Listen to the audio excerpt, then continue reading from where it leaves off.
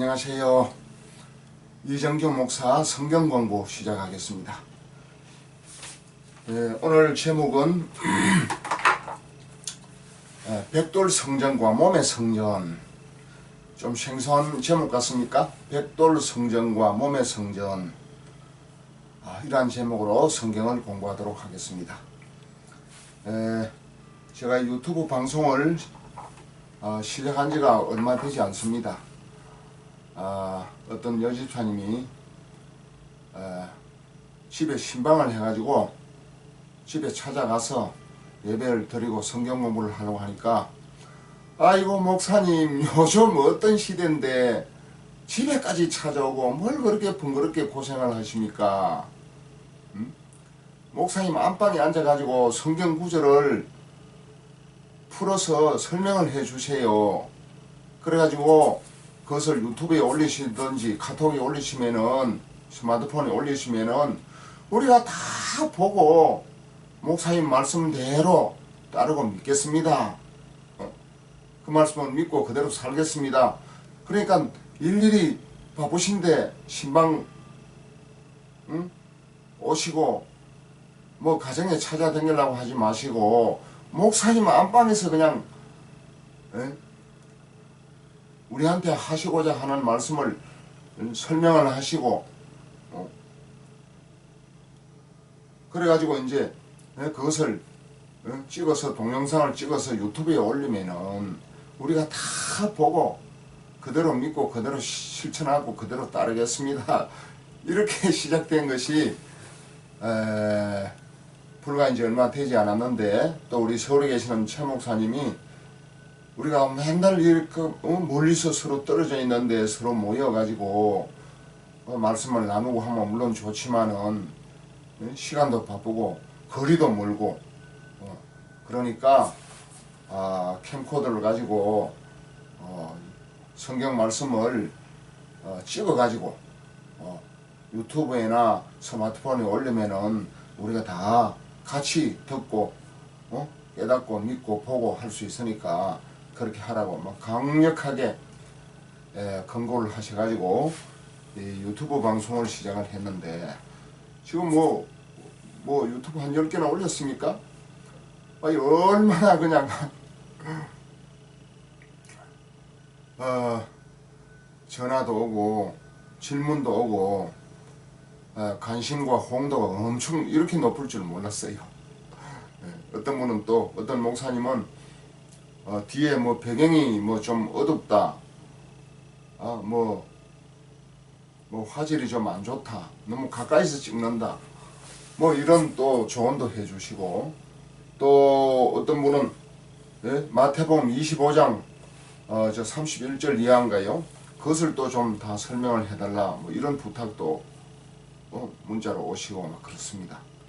너무 관심과 호응과 성원을 해주셔서 감사합니다. 제가 가능한 제가 전화번호를 안 올리려고 했는데 유튜브에 딱 한 군데 올렸는데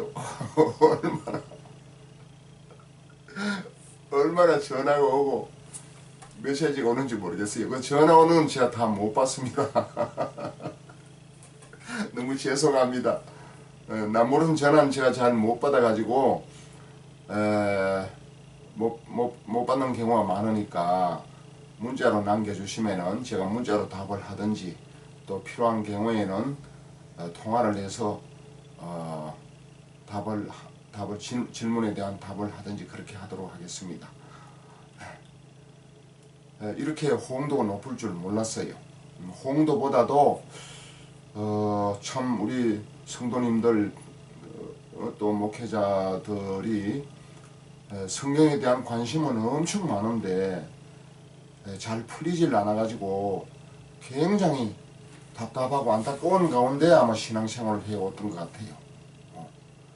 저도 저 자신이 너무 부족해가지고 성경을 읽다가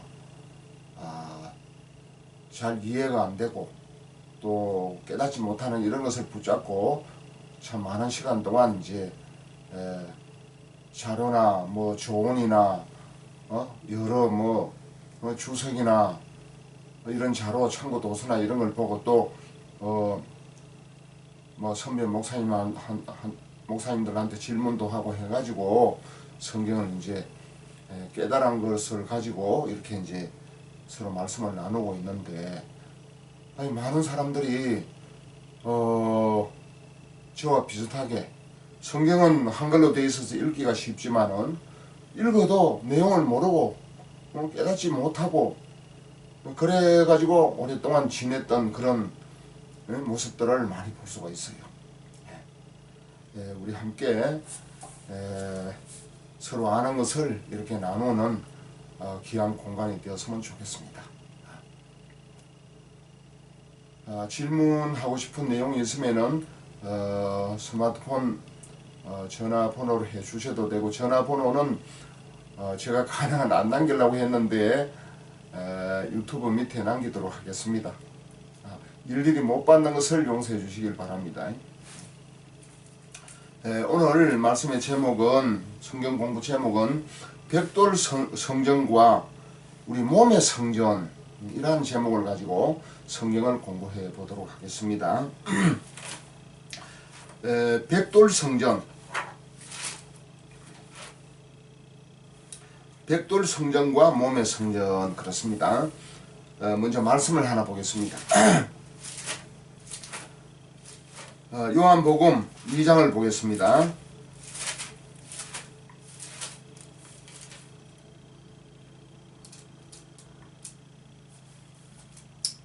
요한복음 2장 19절 말씀인데요.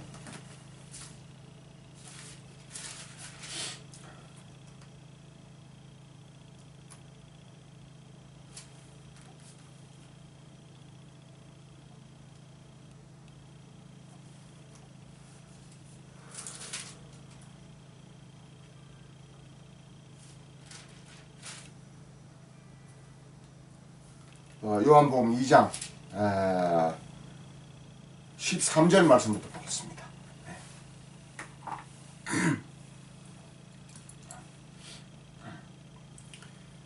요한복음 2장 13절, 유대인의 유월절이 가까운지라 예수께서 예루살렘으로 올라가셨더니 성전 안에서 소와 양과 비둘기 파는 사람들과 돈 바꾸는 사람들이 앉아있는 것을 보시고 노건으로 채찍을 만드사 양이나 소를 다 성전에서 내쫓으시고 돈 바꾸는 사람들의 돈을 쏟으시며 상을 엎으시고 비둘기 파는 사람들에게 이르되 이것을 여기서 가져가라, 내 아버지의 집으로 장사하는 집을 만들지 말라 하시니. 더 읽겠습니다. 요한복음 2장 17절 말씀입니다. 제자들이 성경 말씀에 주의 전을 사모하는 열심히 나를 삼키리라 한 것을 기억하더라. 이에 유대인들이 대답하여 예수께 말하기를 내가 이런 일을 행하니 무슨 표적을 우리에게 보이겠느냐. 예수께서 대답하여 이르시되 너희가 이 성전을 헐라 내가 사흘 동안에 일으키리라. 유대인들이 이르되 이 성전은 46년 동안에 지었거늘 내가 3일 동안에 일으키겠느냐 하더라. 그러나 예수는 성전된 자기 육체를 가리켜 말씀하신 것이라. 22절, 죽은 자 가운데서 살아나신 후에야 제자들이 이 말씀하신 것을 기억하고 성경과 예수께서 하신 말씀을 믿었더라.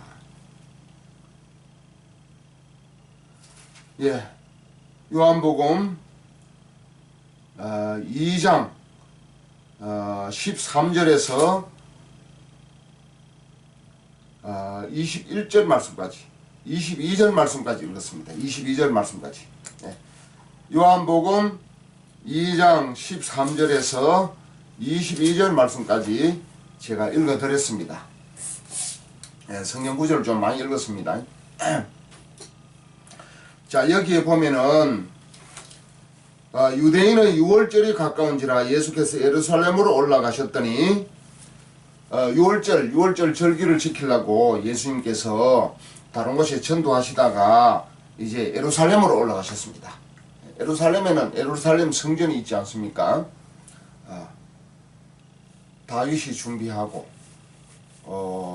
그 아들 솔로몬이 왕이 돼가지고 46년 동안 지은 솔로몬 성전, 예루살렘 성전이 있습니다. 여기를 올라갔습니다. 유월절을 지키시려고.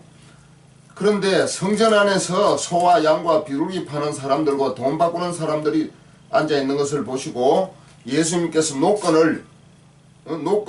노건으로 채찍을 만드사 막 양이나 소를 다 성전에서 막 내어 쫓는 거예요. 예?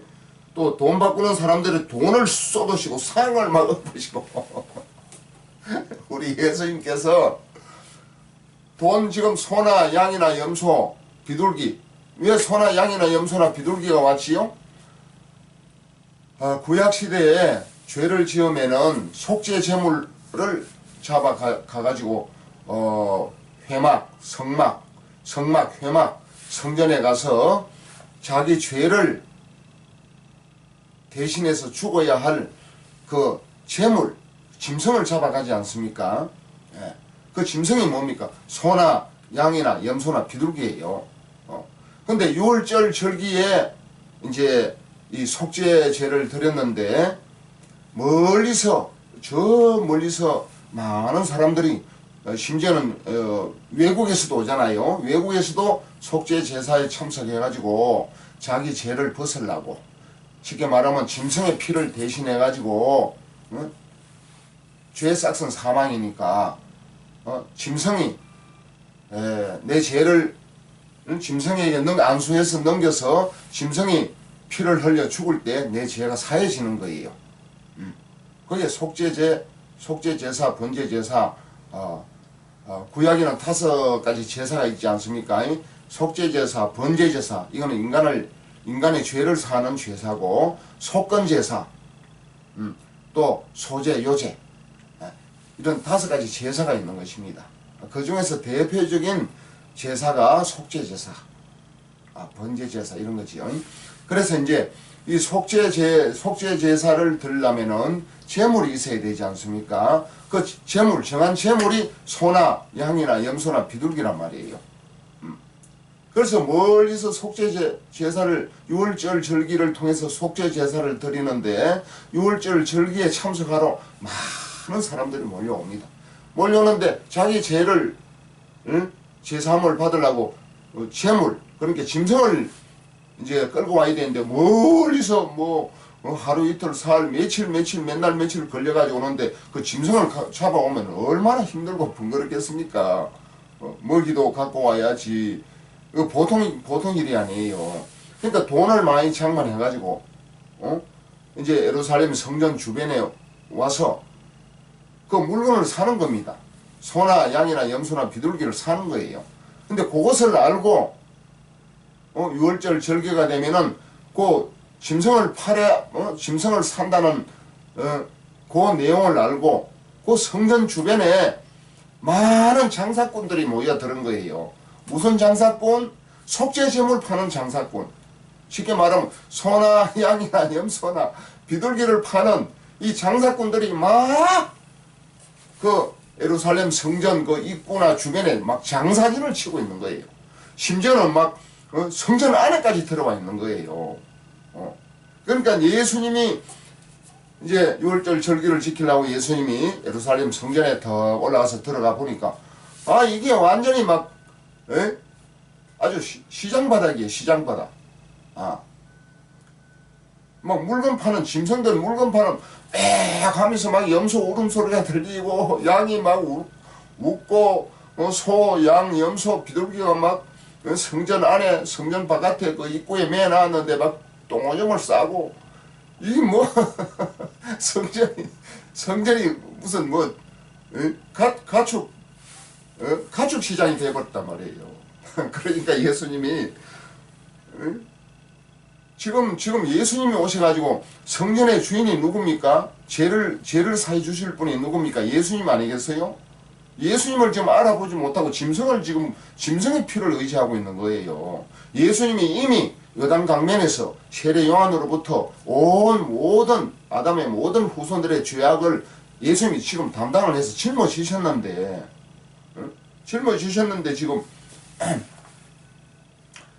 지금 짐승의 피로 죄를 사하려고 하니 예수님이 보니까 얼마나 무지몽매합니까? 얼마나 한심하고 답답하겠어요.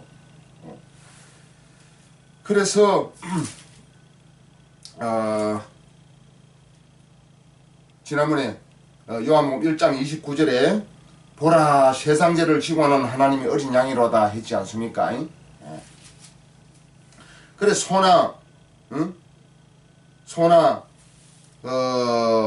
양이나 비둘기 파는 사람들과 돈 바꾸는 큰 돈을 갖고 와서 이제 물건을 바꾸고 또 그 사람 또 잔돈을 또 내주고 이래 하다 보니까 돈을 다 이제 큰 돈 작은 돈 다 이제 모아놓고 이제 바꿔주기도 하고 물건 사면 나머지 돈을 줘야 되기도 하고 또 저쪽에서 물건을 산데 쉽게 말하면 잔돈이 없어가지고 또 이쪽에 와서 이제 환전을 해가지고 잔돈을 바꿔가지고 또 그 사람 돈을 내주기도 하고 뭐 그 시장에서 이루어지는 그 풍경이 있지 않습니까? 그 모습이 지금 성전 입구 성전 안에서 이루어지고 있는 거예요. 뭘 하려고? 6월절 절기를 지키면서 자기들의 죄를 사함받으려고 소나 양이나 염소나 비둘기를 잡아왔단 말이에요. 그래서 멀리서 온 사람들이 돈을 갖고 와서 그 현장에서 이제 짐승을 사가지고 속죄 제물로 사용을 하려고 이제 큰 죄를 지은 사람 또 좀 돈에 여유가 있는 사람은 소를 사고 염소를 사고 양을 사고 돈이 좀 부족하고 지단은 이제 죄가 큰 죄가 아니고 뭐 거짓말 하나 했다 뭐 죄가 하여튼 적다 싶은 사람은 뭐 비둘기나 또 양 새끼나 이 조그마한 이제 속죄 제물을 준비할 것이고 그러니까 여기 성전 그 입구와 성전 안이 그냥 막 가축시장 장사진이 되어버리는 거예요. 시장바닥이 된 겁니다. 그러니까 예수님이 뭡니까 노건으로 채찍을 만들어 가지고 막 후리치고 막 뭐지요? 성전을 삼아는 그 열심히 우리 예수님이 성전에서 양이나 소를 다 성전에서 내쫓으시고 또 뭡니까 돈 바꾸는 사람들의 돈을 쏟으시며 상을 엎으시고 이게 아주 난리가 났습니다. 이거 보통 문제가 아니에요. 우리 예수님이 얼마나 열을 받으셔가지고 생각을 해보세요. 예수님이 구세주고 예수님을 섬기고 예수님 앞에 예수님이 지금 백성들의 죄를 짊어지고 십자가에 지금 죽으셔가지고 이 백성들이 죄를 사해 주려고 하는데 그 소를 의지하고 양을 의지하고 염소를 의지하고 비둘기 피를 의지해가지고 되겠습니까? 그러니까 어떻게 했다고요? 돈을 쏟으시며 그랬잖아요. 이 장사하는 사람들이 막 돈을 바꾸고 또 물건을 팔아가지고 돈을 받은 그거 돈을 다 이제 나 이만큼 돈을 많이 벌었다 보라고 다 이제 그 이제 돈주머니에다가 돈 그 상자에다가 다 이제 돈을 많이 얹어 놨던 것 같아요. 근데 예수님께서 그 돈 상자를 돈을 쏟으시고 막 성을 때리 엎으셨어요. 돈을 쏟았으니까 막 그 예루살렘 성전 입구 그 바닥에 막 돈이 다 뭐 동전이나 지폐나 막 돈이 확 날리고 쏟아졌을 거 아닙니까? 우리 예수님이 돈을 막 쏟았다 그랬잖아요. 이래도 예수님이 몰매를 안 맞은 것만 해도 다행입니다. 얼마나 이거 참 광경이 참 웃지 못할 광경입니다. 제가 웃어서 죄송합니다만은 웃음이 나오잖아요. 우리 예수님이 막 열을 받아가지고 상을 때려 엎으시고 막 돈을 막 쏟아 막 내 던지고 막 난리가 난 거 아닙니까? 그런데 예수님을 그 자리에서 누가 뭐 잡아가지고 뭐 몰매를 때리든지 뭐 그러지는 않았으니까 이것만 해도 참 아주 진풍경입니다 이게. 그래 돈을 쏟으시며 상을 엎으시고 비둘기 파는 사람들에게 이르시되 이것을 여기서 가져가라. 내 아버지의 집으로 장사하는 집을 만들지 말라. 내 아버지는 기도하는 집이다. 이렇게 막 야단을 쳤겠지요 우리 예수님이.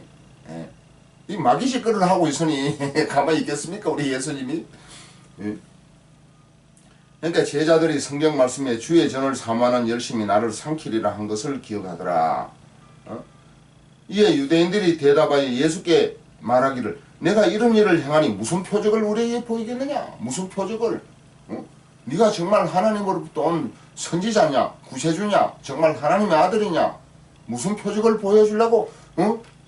이거 장사하는 사람들의 막 상을 불러 엎으시고 양과 소와 비둘기를 쇠를 쫓으시고 돈 벌어난 거 그 막 돈다발을 돈 상자를 막 쏟아 부으시고 이렇게 하느냐? 막 유대인들이 막 예수님 앞에 막 힐라를 하고 대들잖아요. 그러니까 예수님이 뭐라고 대답합니까? 요한복음 2장 19절 말씀에 예수께서 대답하여 이르시되 너희가 이 성전을 헐라 내가 사흘 동안에 일으키라. 아이고 이제 더 아주 점점 갈수록 이제 더 심해집니다. 예수님께서 46년 동안 다윗이 준비하고 다윗의 아들 솔로몬이 왕의 주의를 이어받아가지고 솔로몬이 막 산당에 가서 1,000번제를 드리면서 막 제사를 드리고 기도를 하니까 환상 중에 뭐라 그랬지요? 전무후무한 너에게 지혜를 주리라 그랬잖아요. 그 솔로몬이 지은 그 성전을 헐으라는 거예요. 네. 성전을 헐라. 성전을 헐라.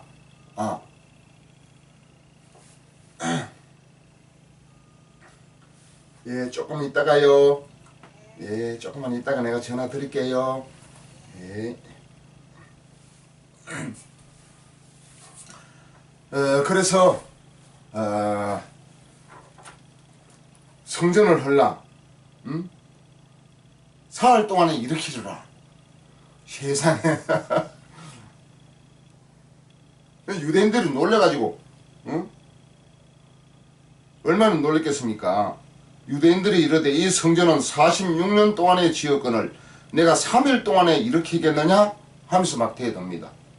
하더라. 그러나 예수는 성전된 자기 육체를 가리켜 말씀하신 것이라. 자, 여기에 큰 비밀이 나옵니다. 예수님이 오셨는데 그 예수님이 오시기 전 구약시대에는 성막, 회막, 성전, 이 성전의 이 발전 과정 아니겠습니까? 그래서 성막, 광야시대 성막, 회막, 이제 성전을 지었는데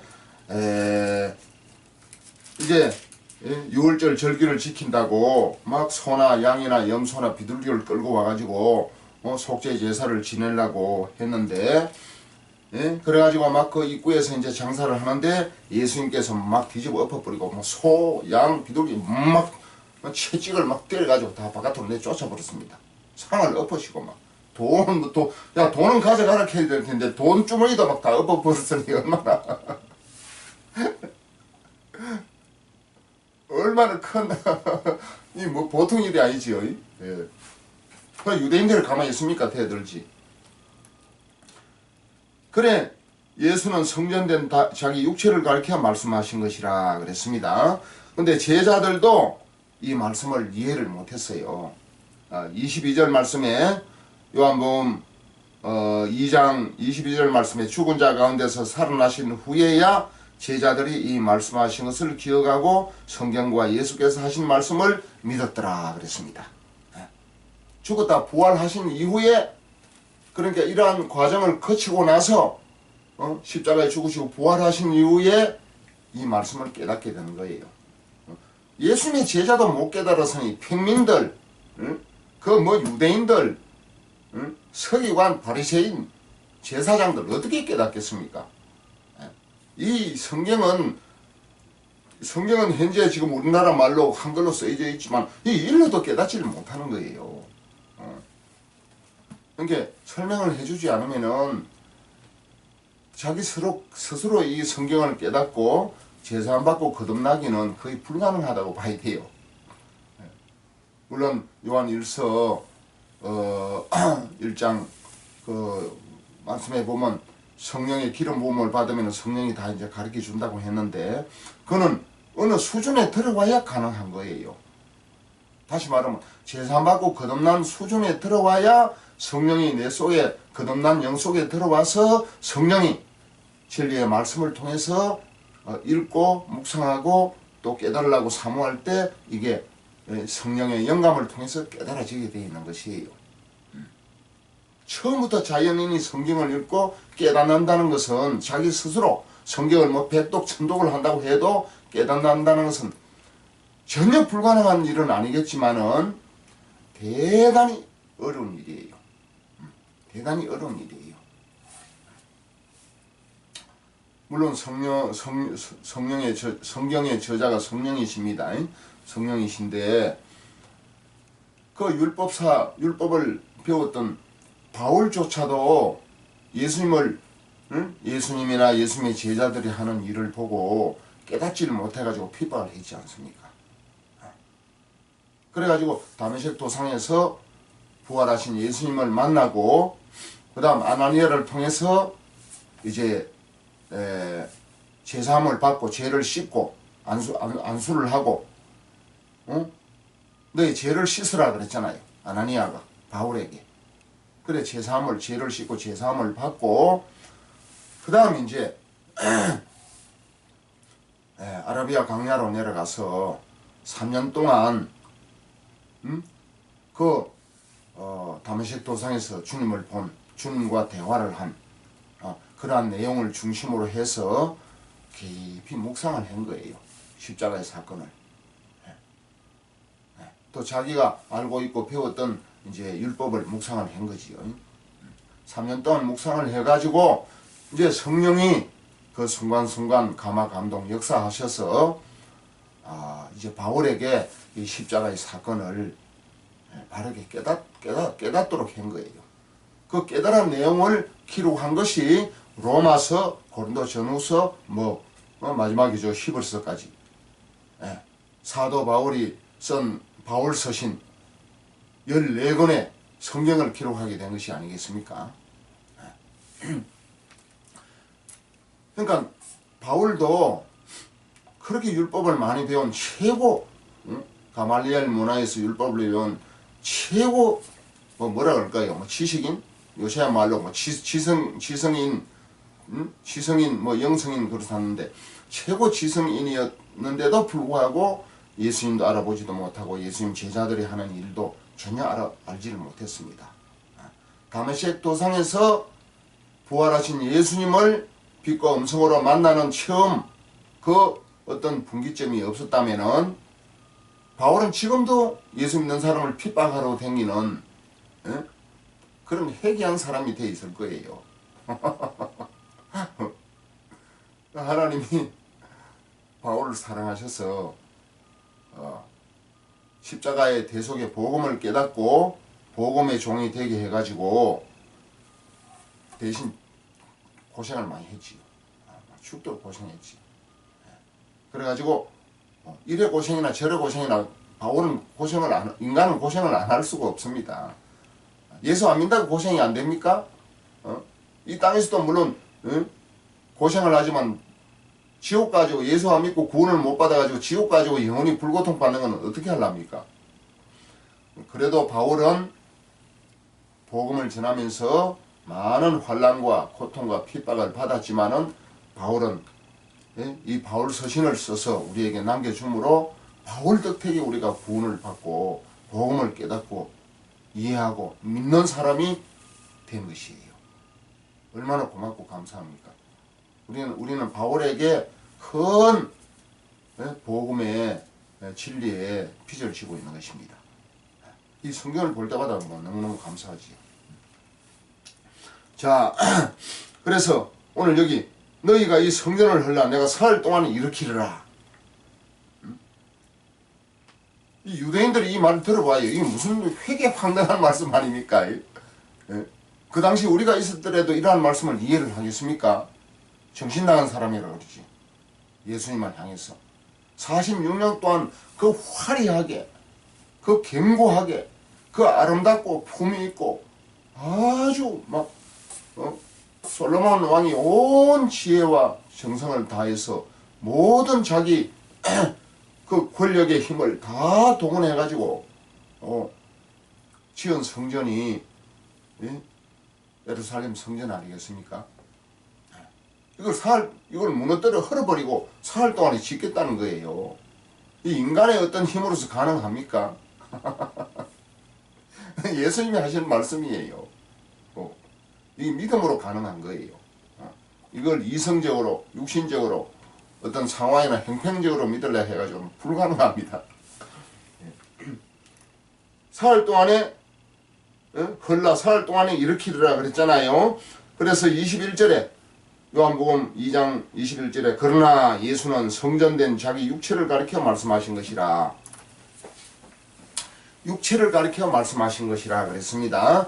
예수님의 몸이 성전이라 그 말이에요. 백돌 성전이 성전이 아니에요. 왜 그렇습니까?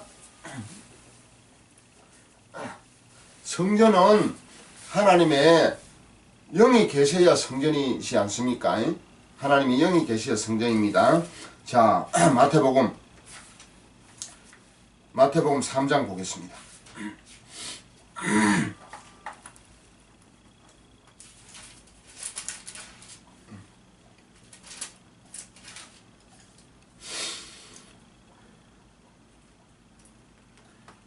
마태복음 3장 15절 예수께서 대답하여 이르시되 이제 허락하라 우리가 이와 같이 하여 모든 의를 이루는 것이 합당하니라 하시니 이에 요한이 허락하는지라. 모든 의를 이루는 것이 세례 요한에게 예수님이 세례를 받는 것이 모든 의를 이루는 것이에요.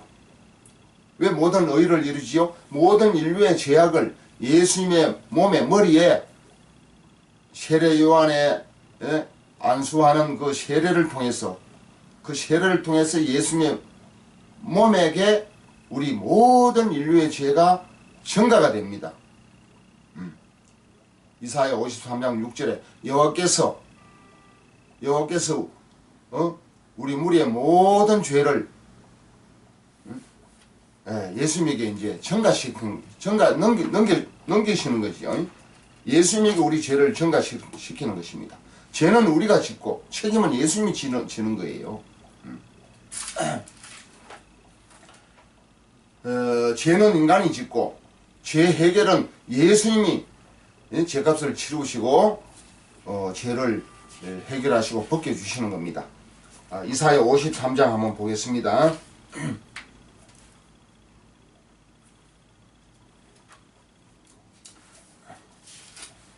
이사야 53장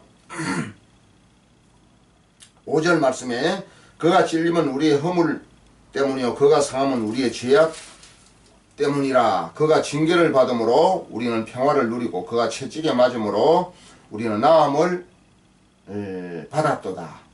6절 말씀 이사야 53장 6절이 중요하지요. 우리는 다 양같아서 그릇 행하여 각기 제 길로 갔거늘 여호와께서는 우리 모두의 죄악을 그에게 담당시키셨도다. 여호와께서는 우리 모두의 죄악, 우리 모든 인류의 죄악을 누구에게? 그에게 예수님에게 담당시키셨도다. 예수님에게 전가시킨 거예요. 예수님에게 넘긴 거예요. 이사야 53장 이 6절의 말씀이 마태복음 3장 15절에서 16절에서 이루어지는 거예요. 16절에서 예수께서 세례를 받으시고 그랬잖아요. 이 세례 받는 것이 곧 이사야 53장 6절에 여호와께서 우리 무리의 죄악을 그에게 담당시키는 역할을 하는 거예요. 세례 요한이 예수님의 몸에 예수님의 머리에 안수하면서 세례를 베풀 때 우리 모든 인류의 죄악이 세례 요한의 안수하는 손길을 통해서 세례 요한은 우리 모든 인류의 대표자입니다. 그래서 우리의 모든 죄악, 인류의 모든 죄악을 예수님에게 전가시키는 거예요. 예수님에게 넘기는 거예요. 죄는 우리가 짓고 죄의 책임은 예수님에게 넘겨준다 그 말이에요. 그래서 이 마태복음 3장 16절 예수께서 세례를 받으시고 곧 물에서 올라오실 새 하늘이 열리고. 왜 하늘이 열렸지요? 그전에는 하늘이 닫혀 있었지요.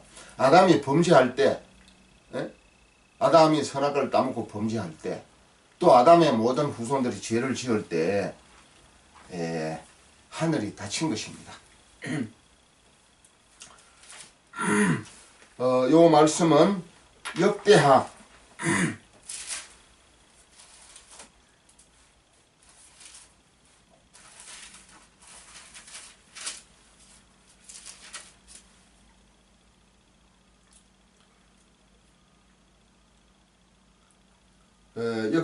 6장 26절 말씀 찾아보겠습니다. 역대하 6장 26절 말씀에 만일 저희가 주께 범죄함을 인하여 하늘이 닫히고, 주께 범죄함을 인하여 하늘이 닫혔다 그랬잖아요. 열왕기상 8장 35절에도 같은 말씀이 나옵니다. 오늘 역대하 6장 26절 말씀에 보니까 만일 저희가 주께 범죄함을 인하여 하늘이 닫히고, 범죄할 때 하늘이 닫히는 거예요. 첫사람 아담이 선악과를 따먹고 범죄할 때 그때부터 하늘이 닫혔습니다. 하늘이 닫혔는데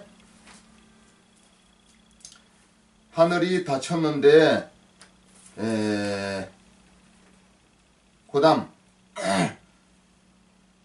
예수께서 온 인류의 죄를 이제 그다서 넘겨받았잖아요. 예수님이 넘어왔습니다. 세례 요한의 손길을 통해서 예수님에게 세례를 받으실 때 모든 죄악이, 여기는 죄악이 없는데 요한복음 1장 29절에 이튿날 요한이 예수께서 자기에게 나오심을 보고 이르되 보라 세상죄를 지고 가는 하나님의 어린 양이로다. 보라 세상죄, 세상의 모든 사람들의 죄를 지고 가는 하나님의 어린 양은 예수님을 가리킵니다.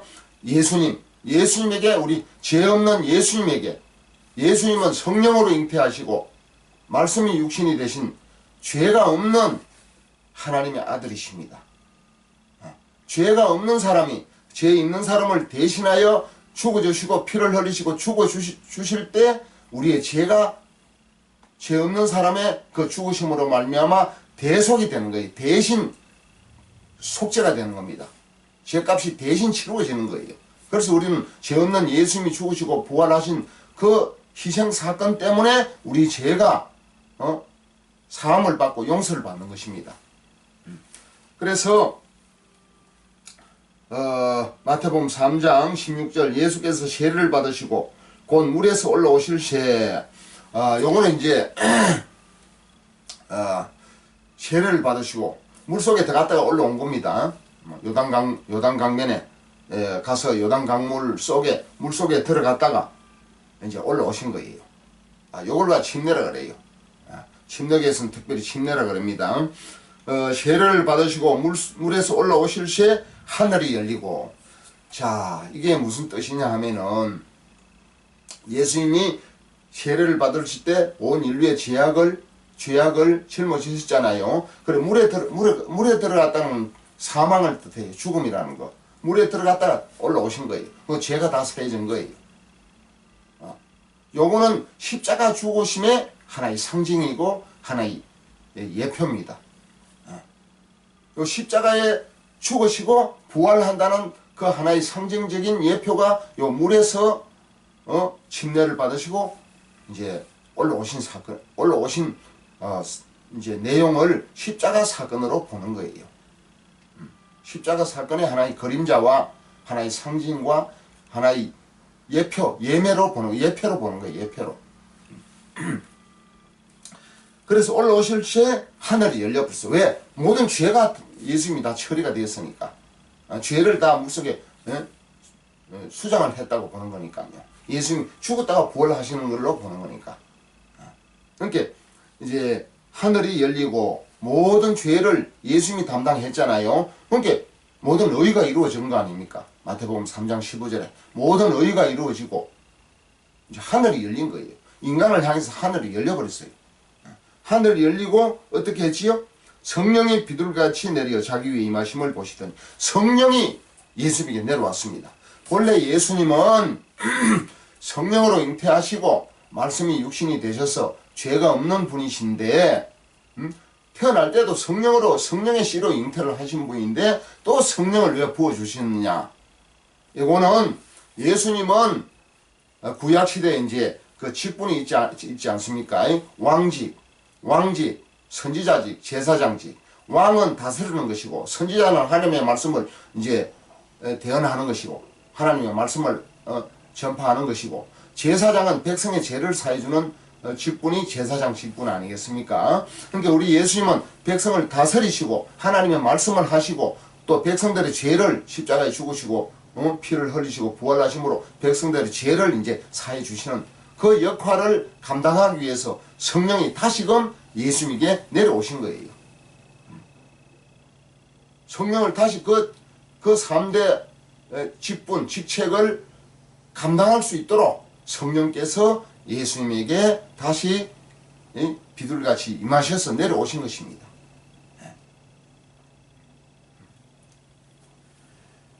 그래서 성령을 예수님이 받으면은 예수님 속에 누가 있지요? 하나님의 성령이 있는 거예요. 하나님의 성령이 있는 이 예수님의 몸이 곧 성전이 되는 겁니다. 성전. 물론 예수님은 인류의 모든 죄를 넘겨받았어요. 예수님은 죄가 없지만은 그리고 이제 십자가에 죄를 죽으시고 십자가에 죽으시고 피 흘려 죄값을 사하시도록 그 고난과 위대한 그 희생의 대속을 감당하시도록 하나님의 성령이 예수님에게 임재하셔서 그 직책을 감당할 수 있도록 힘과 지혜와 능력을 주시는 것이에요. 성령이. 그래서 성령이 예수님에게 내려오시는 이 순간부터 예수님은 우리 죄를 사하시고 우리를 구원하시는 이제 공적인 사역을 시작하시는 거예요.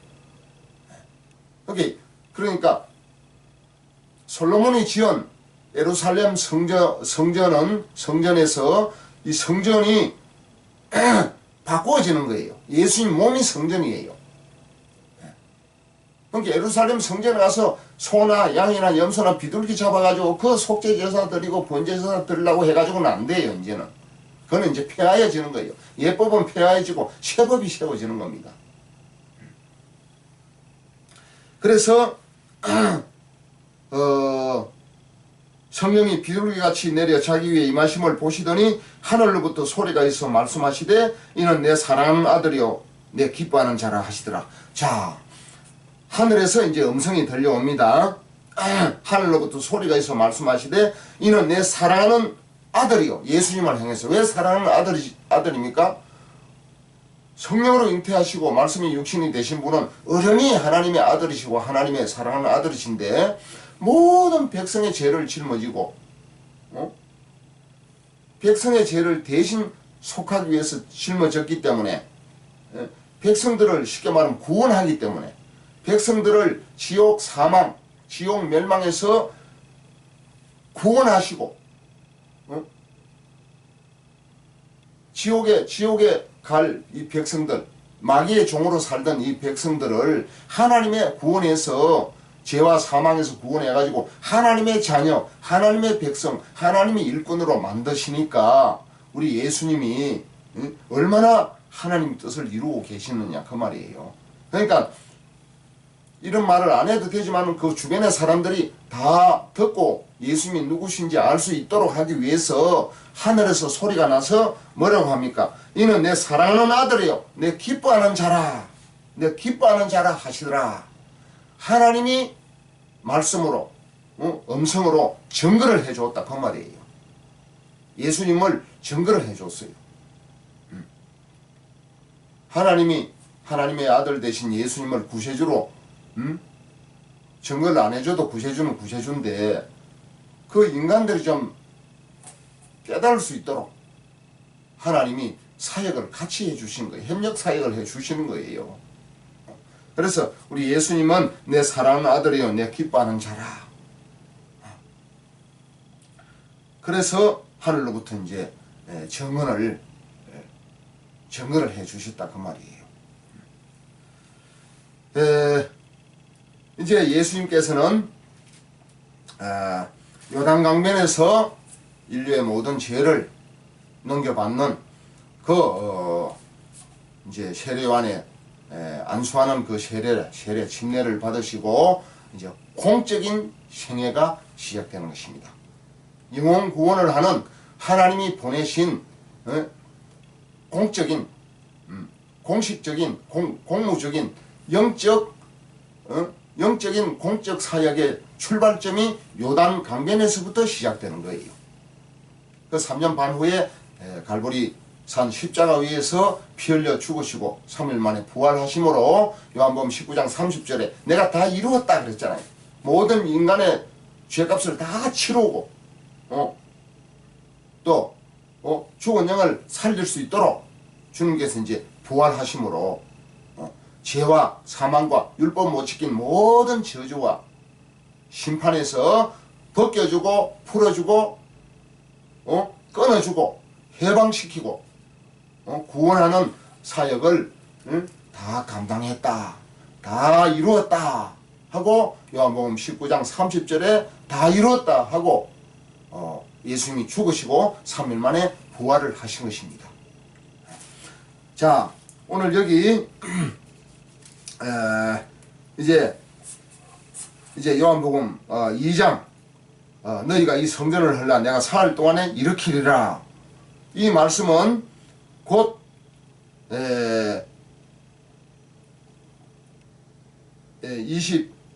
21절에 요한복음 2장 21절에 그러나 예수는 성전된 자기 육체를 가리켜 말씀하신 것이라. 성전된 자기 육체입니다. 이제 참된 성전은 누구지요? 예수님께 나아가야 우리의 모든 죄와 사망과 율법 못 지킨 모든 저주에서 대속함을 받고 자유함을 얻는 것이에요. 구원함을 얻는 것입니다. 벽돌 성전에 그거 가서 소, 양, 염소 잡아가지고 해봐야 이제 소용이 없어요. 예법은 폐해버렸어요. 예법은 아무 효과가 없습니다. 새 법이 나면 새 법이 적용이 되는 것이에요. 국회에서 어떤 새 법을 예법은 그 합당하지 못해가지고 새로운 법이 세워지잖아요. 그럼 새 법을 따르지 않습니까? 예법, 구법, 헌법은 아무 효과가 없는 거예요. 쓸모가 없는 거예요. 휴지 조각이에요. 새 법을 따라서 이제 적용이 되고 집행이 되고 이제 시행이 되고 진행이 되는 것입니다. 오늘 우리 예수님은 솔로몬이 지은 벽돌 성전은 이제 끝이 난 거예요. 예수님 십자가 사건을 중심으로 해가지고 끝이 나고 예수님이 살아있는 성전, 성령이 비둘같이 임했기 때문에 성령이 계시는 곳이 성전이 되는 겁니다.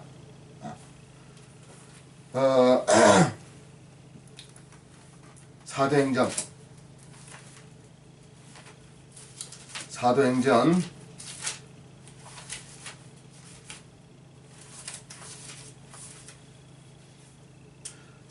17장 24절 사도행전 17장 24절 제가 말씀을 읽겠습니다. 사도행전 17장 24절 우주와 그 가운데 있는 만물을 지으신 하나님께서는 천지의 주제신이 손으로 지은 전에 계시지 아니하시고 하나님께서는 천지를 주재하시는 다스리시는 주관자이신데 손으로 지은 벽돌 성전에 계시지 않습니다. 이제는 손으로 지은 전에 계시지 아니하시고 그랬어요.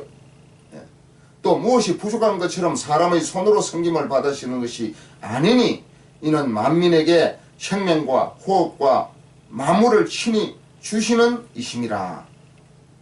우리 예수님이 생명과 호흡과 만물을 친히 주시는 분이세요. 손으로 인간의 손으로 지은 벽돌 성전에 계시지 않습니다. 어디 계시지요? 예수님의 몸에 예수님의 예수님이 성령을 받으셨기 때문에 요단강변에서 성령을 받으셨기 때문에 예수님의 몸이 성전이고 예수님의 몸을 통해서 십자가에서 피를 흘려 죽으실 때 모든 인류의 죄값이 다 치루어졌습니다. 예수님이 죄 없는 대속물이거든요. 마가복음 10장 45절 말씀에 예수님은 대속물로 와서 내가 섬김을 받는 것이 아니라 내가 너희를 섬기러 왔다. 너희 죄를 사해주러 왔다. 너희를 섬기러 한없이 섬기러 왔다. 그 말이에요. 생명을 다해서 우리 예수님은 우리 죄를 위해서 섬겨주셨잖아요. 십자가에 죽어주셨잖아요.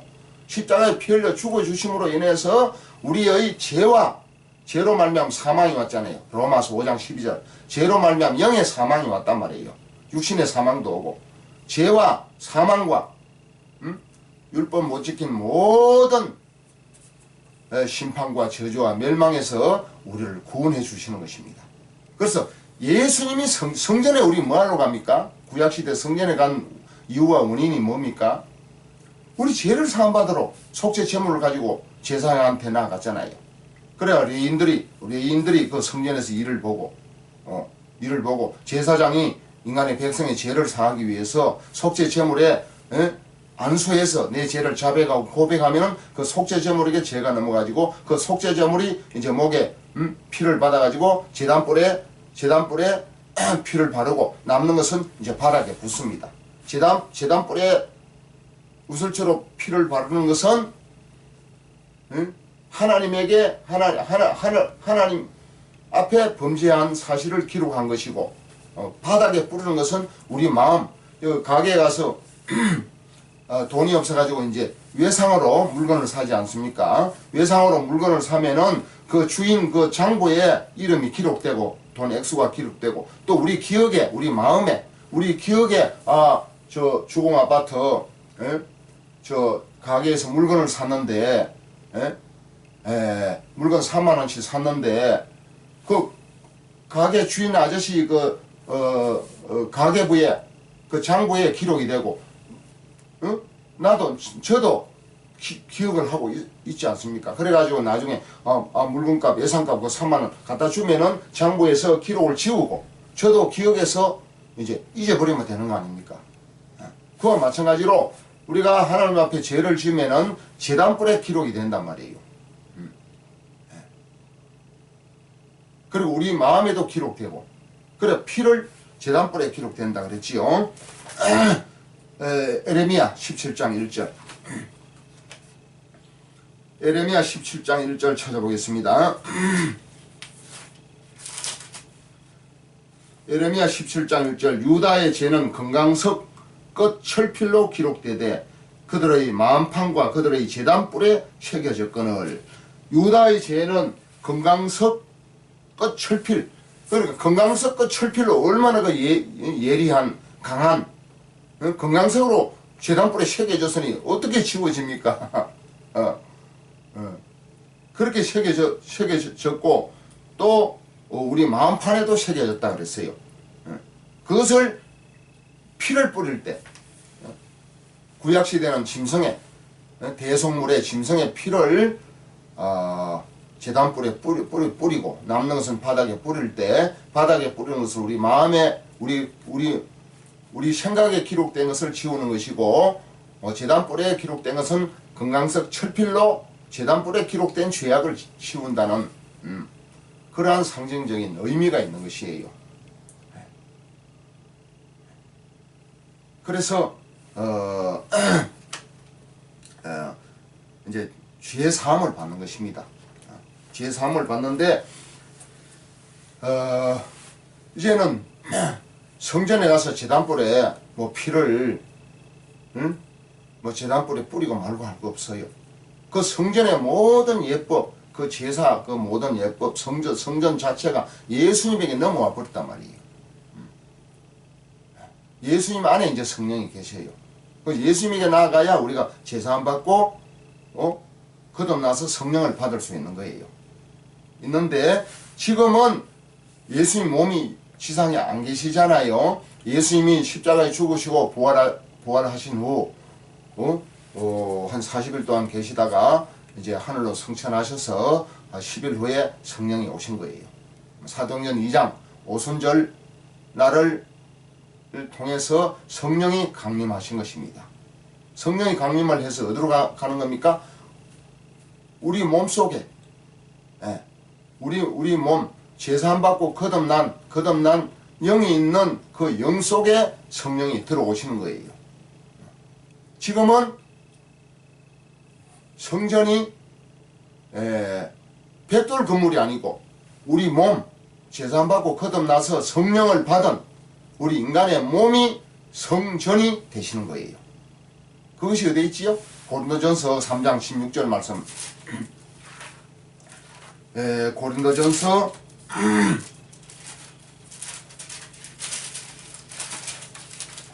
3장 16절 너희가 하나님의 성전인 것과 하나님의 성령이 너희 안에 거하시는 것을 알지 못하느냐. 우리 몸이 성전, 성령을 거듭난 영 안에 모시면은 거듭난 영은 우리 몸 안에 있는 거 아니겠습니까? 그렇게 우리 몸이 성전이 되는 겁니다. 우리 몸이 성전. 그러니까 신약 시대에 와서 막 천문학적인 그 액수를 들여가지고 막 교회 건물을 크게 지어놓고 하나님 아버지 이 성전에서 예배 드리게 되어서 감사합니다 막 이렇게 샀는데 성전이 아니에요. 지금은 성전이 없어졌어요. 신약시대에는. 성전이 뭡니까? 성전이. 이름을 성전으로 부르면 안 됩니다. 성전은 거룩한 전, 성령이 계시는 전이 성전이에요.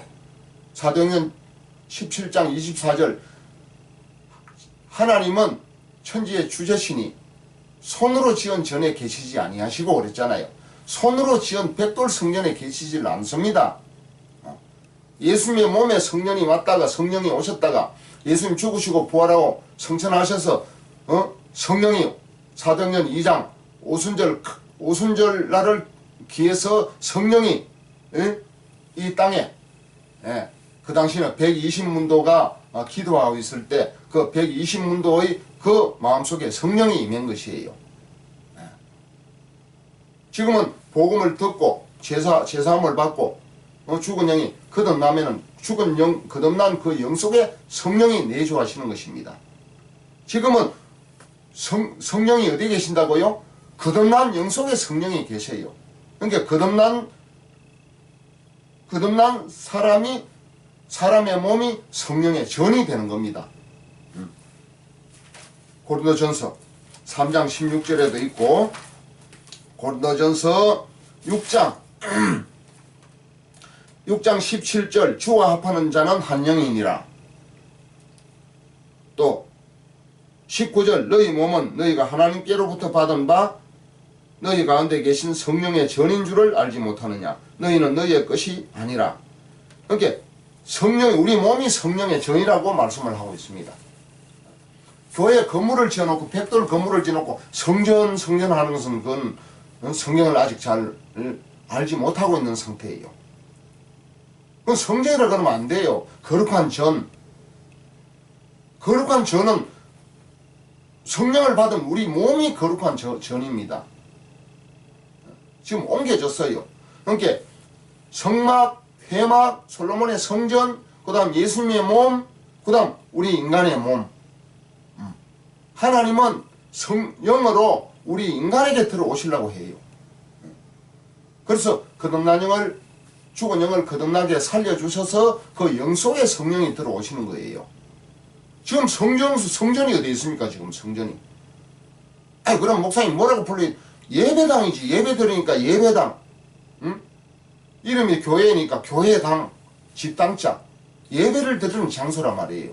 그렇다고 막 함부로 무슨 장사하는 집같이 그렇게 해서는 안 되겠지요. 예배를 깨끗한 구별된 그러한 장소에서 드리면 하나님께 더욱 영광이 되고 하면 좋겠습니까? 그러니까 성전을 짓기는 짓지만 막 그 성전을 막 집을 팔아가지고 막 짓는 것은 그 넌센스예요. 착오입니다. 착오. 거기에 투자하고 거기에 막 노력하고 거기에 집중하는 그 집중을 우리 인간들이 예수비로 제사 안 받고 죽은 영이 거듭나도록 하는데 집중을 해야 되는 거예요. 그 십자가의 대속에 복음이 없으면 막 건물 짓는데 그다다가 막 온 돈과 에너지와 시간과 노력을 막 거기다가 막 투자를 해줬지요. 물론 건물을 잘 지어놓고 예배를 편안하게 잘 드리면 좋습니다. 예배당, 교회당을.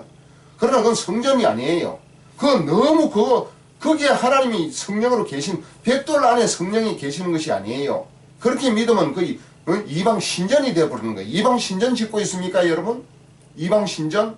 이방 신전은 하나님 모르는 이방인들이 그 벽돌 건물을 짓놓고 거기다 우상 신을 떠 갖다 쳐놓고 거기다가 절하고 그거 경배하고 그거 섬기는 것이 이방 신전이란 말이에요. 이방 신전. 벽돌 성전을 막 무슨 막 하나님처럼 막 너무 섬기면은 우상 숭배 죄에 빠지는 거예요. 이방 신전 섬기고 있어요 지금. 그러니까 목회자들이 이걸 잘 가르쳐야 됩니다. 이런 이런 그 성경 공부를 유튜브에 올려놓으니까 막 이걸 보신 분들이 뭐 깨닫고 좁아가지고 막 감사하다는 문자도 오고 또 아직 덜 깨닫고 잘 풀리지 않는 그러한 말씀을 좀 알려달라고 막 질문하는 그런 막 문자가 하루에도 막 수십 건이 옵니다. 그러니까 이게 지금 모르고 신앙생활을 한다는 그런 하나의 증거입니다. 우리 최 목사님이 간략하게 하라고 그랬는데, 자, 성막, 회막, 솔로몬의 성전, 예루살렘 성전에서 구약시대는 짐승의 피로 죄를 사했습니다. 예수님이 오고 난 다음에는 예수님의 몸으로, 죄 없는 예수님의 몸으로 우리 죄를 사하시고 죽었다가 3일 만에 부활하시고 그리고 오순절 50일 되고 나서 예수님이 하늘로 승천하시고 10일 만에 사도행전 2장에 오순절 날을 기점으로 해서 성령이 강림하시고 그 성령이 제사 안 받고 거듭난 우리 영속의 성령이 들어오셔서 우리 인간의 거듭난 제사 안 받고 거듭난 성령을 받은 우리 인간의 몸이 성전, 걸어다니는 살아있는 성전이 되신다는 사실을 믿으시기를 바랍니다. 성전을 막 벽돌 성전을 지어놓고 거기에 막 하나님이 있는 줄 알고, 물론 하나님은 다 있어요. 거기도 있고 산에도 있고 들에도 있고 강에도 있고 안방에도 있습니다. 그러나 성령이 진짜 원하시기를 계시는 곳은 우리 살아있는 우리 인간의 영혼 속에, 심령 속에, 거듭난 영 속에 계시기를 원해요. 살아서 걸어다니는 성전입니다. 지금 하나님은 영이시잖아요. 요한복음 4장 24절 하나님은 영이시니 예배하는 자가 영과 진리로 예배할지니라 그랬잖아요. 하나님은 영이시기 때문에 벽돌 성전, 어떤 벽돌 생명도 없는 벽돌 안에 하나님이 성령으로 버티고 계십니까? 살아있는 우리 인간의 몸 속에, 쉽게 말하면은 제사 안 받고 거듭난 영 속에, 영은 영과 통하고 혼은 혼과 통하고 몸은 몸과 통하는 거예요. 혼은 혼과 통하는 것은 인간끼리 통한다 그 말이고, 영은 영과 통한다는 것은 거듭난 영이 성령과 영이신 하나님과 교류하고 소통하고 교통하고 통한다 그 말이에요. 몸은 몸과 통하고, 남녀간에 부부간에 결혼해가지고 몸이 몸과 기쁨과 즐거움으로 서로 통하고 한 쌍이 돼가지고 즐겁고 재밌고 행복하게 사는 거 아닙니까? 영은 영과 통하고 혼은 혼과 통하고 몸은 몸과 통하는 거예요. 그러니까 우리 인간은 죽은 영 아닙니까? 그러니까 사도행전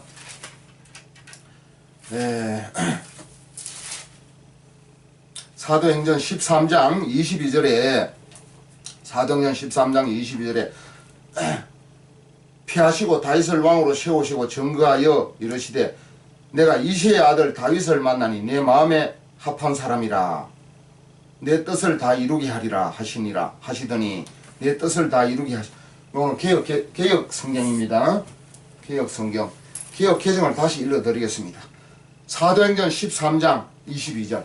사도행전 13장 22절.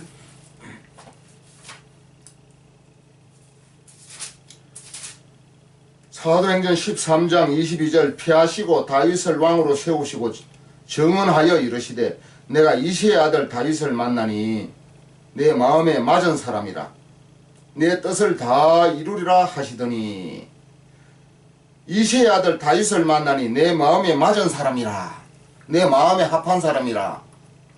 개혁성경 개혁개정은 내 마음에 맞은 사람이라 내 뜻을 다 이루리라 하시더니, 자, 우리 하나님의 마음에 맞으려면 어떻게 해야 됩니까? 구약시대 다윗은 모든 주변 나라를 이제 통일해가지고 이제 그 중심이 뭐냐면 성전을 세우려고 했어요. 성전. 성전 안에 이제 법궤가 있는 거 아니겠습니까? 하나님이 계시는 성전을 세우려고 했단 말이에요. 그래서 성전을 세우려고 하니까 모든 자료와 모든 물자와 모든 성전 성전 지을 그 자료들을 이제 다 준비해 놨는데 하나님이 너는 피를 많이 흘린 송이라 내 손으로 성전 안 짓겠다 그랬잖아요. 그러니까 그 아들 솔로몬에게 이제 성전을 짓도록 이제 한 것 아니겠습니까? 그러니까 준비는 다윗이 한 거예요. 그 다윗이 뭐가 하나님 마음에 합한 자입니까? 인간이 구원할 수 있도록 모든 죄를 사함받고 제사함받고 구원을 받을 수 있도록 성전을 짓는 것을 하나님이 가장 기뻐하신 거예요. 모든 주변 나라를 통일해가지고 성전을 지어가지고 성전에서 죄를 사함받고 하나님을 경외하고 섬기고 하나님을 가까이 하고 하나님 말씀을 듣고 하나님 그 말씀대로 순종하도록 구원받은 사람의 삶을 살게 하는 것이 하나님이 가장 기뻐하시는 뜻인데 그 뜻을 다윗이 이룬 거예요. 쉽게 말하면 성전을 지을 수 있는 마음을 받고 그 마음에 의해서 성전을 지을 수 있도록 모든 준비를 다 한 사람이 다윗 왕 아니겠습니까? 물론 솔로몬 왕은 이제 성전을 지은 사람이고. 그래서 다윗은 내 마음에 맞은 사람이라 내 마음에 합한 사람이라. 그러니까 다윗은 인간의 죄를 사할 수 있는 성전을 지은 사람이기 때문에 하나님의 마음에 합한 사람인데, 그럼 지금도 하나님의 마음에 합하려고 막 성전을 돈을 들여가지고 막 지어 제쳐야 되겠습니까? 지금 성전은 제사 안 받고 거듭난 영이 있는 사람의 몸이 성전이에요. 지금 하나님이 기뻐하려면 어떻게 해야 됩니까? 십자가의 대속의 복음을 전해가지고 예수 피로 모든 죄를 씻게 하고 이 세상의 모든 죄를 맡기시는 주의 보혈 찬송을 그렇게 부르면서 죄를 씻을 생각도 안 하고 죄를 씻는 것도 모르고 기쁜 날 기쁜 날 내 모든 죄 다시 선 날 찬송을 그렇게 부르지 않습니까? 예.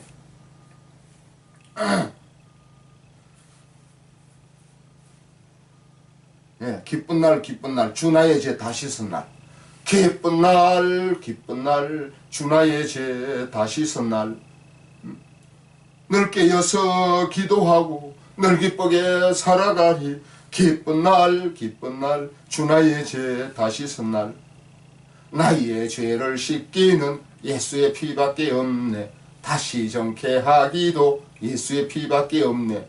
아니 찬송은 이렇게 부르면서 맨날 죄 씻은 사실도 모르고 죄 씻는 방법이나 십자가의 대속의 복음을 모르니까 주여 주여 내 죄를 사해 주세요 새벽마다 나가서 회개 기도한다고 난리를 치니 이 얼마나 어둡습니까 성경이.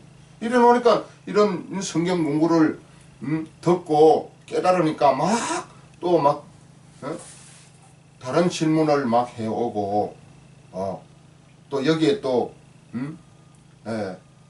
아직도 성경이 많이 풀리지 않고 궁금해 있는 그러한 문제들을 막 질문을 해오고 그렇습니다. 너무 감사합니다. 예.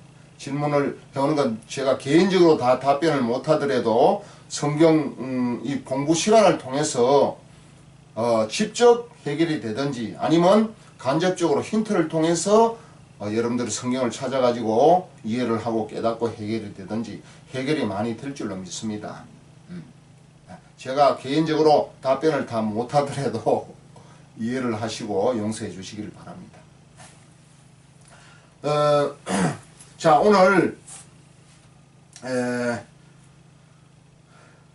사도행전 13장 22절 이새의 아들 다윗을 만나니 내 마음에 합한 사람이라 내 뜻을 다 이루게 하리라 하시더니 했는데, 다윗은 성전을 지을 모든 그 중요한 자료들을 다 준비해 놓고 솔로몬으로 하여금 성전을 짓도록 지시도 하고 이제 가르쳐 줘서 성전을 지었지 않습니까? 그러니까 성전이라는 것은 뭡니까? 인간의 영혼이 구원받는 장소가 성전 아니겠습니까? 성전인데 지금은 벽돌 성전에 하나님이 계시질 않고 살아서 움직이는 우리 인간의 영혼 속에, 거듭난 영 속에 들어오기를 원한다 그 말이에요. 그런데 하나님의 성령이 믿지도 않는 불신자, 건강하고 잘생기고 많이 배우고 돈 많은 아주 병도 없는 아주 잘생긴 불신자 그 몸에 그 몸을 사랑해서 들어가기를 원하십니까? 우리 인간은 죄인으로 태어나고 죄로 말미암아 사망이 왔으니까 로마서 5장 12절 죽은 영으로 태어나고 그 다음 이것을 깨닫게 하기 위해서 율법 아래 태어나지 않습니까? 그러니까 예수 십자가에 보혈의 값으로 혼이 제사함 받고, 제사함 받으면 성령이 들어오셔서 죽은 영을 살려주시고, 죽은 영을 거듭나게 해서 살려주시는 그 영 속에 성령이 내주하셔서 함께 가시는 거예요. 그리고 모든 율법 못 지킨 모든 죄악은 예수 피로 이미 다 갚아나온 것입니다. 그래서 율법에서 우리는 벗어나고 해방을 받는 것입니다. 그러니까 성령이 들어오려면은 사도행전 2장 38절 말씀에 제사함을 얻으라 그리하면 성령을 선물로 주시리니 그랬잖아요. 그러니까 막 제사함 받지 못한 사람이 막 아무리 기도해도 성령을 받을 수가 없어요. 기도보다 앞선 것은 제사함을 복음이에요. 복음. 기도보다 앞선 것은 십자가 대속의 복음을 깨닫고 이해하고 믿는 것이 우선적이에요. 십자가에 흘려주신 피 흘림이 없이는 사함이 없다. 히브리서 9장 22절 말씀에 우리 죄를 위해서 피 흘려 죽으신 그 십자가의 영수증, 십자가의 그 피의 예수님이 죽었다는 증거거든요. 영수증이거든요. 보증표거든요. 십자가의 보혈로 내 죄가 다 사해지고, 사해지면은 성령이 죄 없는 혼의 초청을 받아가지고 우리 몸에 들어와서 그 옆에 있는 죽은 영을 거듭나도록 거듭나게 다시 태어나게 해서 다시 태어난 그 영 속에 성령이 내주하셔서 영원토록 함께 계시는 거예요. 그렇기 때문에 제사함 받고 거듭나는 것이 혼이 제사함 받고 죽은 영이 거듭나서 영과 혼이 완전히 구원을 받는 것이 제사함 받고 거듭나는 구원의 내용인 줄 믿으시기를 바랍니다. 구원의 내용이 우리 혼과 영과 몸이 다 구원을 받아야 제대로 구원을 받는 거예요. 그러니까 지금은 성전, 벽돌 성전 그게 문제가 아니에요. 거기에다 물론 여건이 되고 재정이 있어가지고 좋은 건물을 지어놓으면 예배드리기 편하고 보기도 좋고 하나님께 영광도 되고 좋아요.